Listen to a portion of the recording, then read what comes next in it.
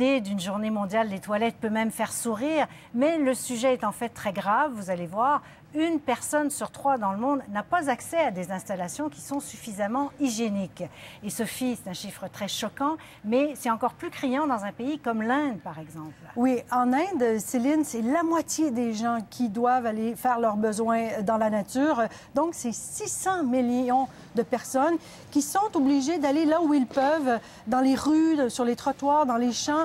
Vous savez, les Indiens, il y en a plus qui ont de cellulaires, qu'il y en a qui ont accès à des toilettes. C'est 63 d'Indiens qui ont un téléphone portable et seulement 47 qui ont accès à une toilette ou à une latrine.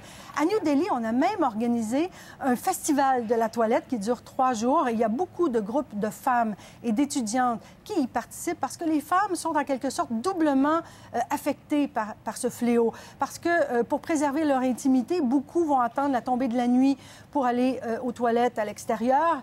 Et en juin, par exemple, il y a 2 cousines, 2 jeunes intouchables de 12 et 14 ans qui ont été agressées alors qu'elles se rendaient dans un champ pour faire leurs besoins dans l'obscurité. Elles ont été violées puis pendues à un manguier par leur agresseur. Donc, ça veut dire que c'est des centaines de millions de femmes qui sont vulnérables aux viols et aux agressions simplement parce qu'elles n'ont pas accès à une latrine ou à une toilette. Oui, c'est assez terrible, mais c'est aussi un immense problème de santé publique, il faut le dire, ça, Sophie. Oui, c'est 1000 enfants qui meurent chaque jour du simple fait de ne pas avoir accès à une installation sanitaire adéquate. Et si on ajoute à ça le fait de ne pas avoir accès à de l'eau potable, c'est 2000 enfants qui meurent chaque jour. Parce que vous le savez, on meurt beaucoup plus de la diarrhée que de maladies comme l'Ebola, par exemple. Mais, il faut le dire, la diarrhée et l'absence de latrine est un facteur important de propagation dans ces épidémies. Ça a été le cas au choléra, durant le choléra en Haïti. Au Libéria, c'est la moitié de la population qui n'a pas accès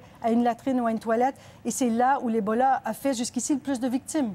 Oui, et évidemment, une journée mondiale comme celle-là, c'est aussi l'occasion de parler de solutions parce qu'il y a des solutions. Oui, il y a eu des progrès malgré tout ce qu'on vient de dire. Là, depuis 25 ans, la proportion de la population mondiale qui a accès à une toilette ou à une latrine a augmenté de 49 à 64 Et comment on fait ça? Bien, c'est très simple.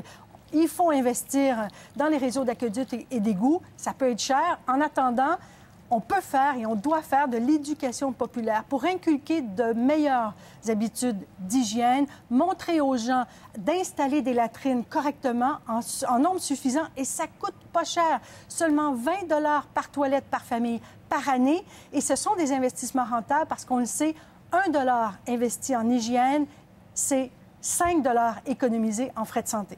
C'est assez clair. Merci beaucoup, Sophie. Je vous en prie.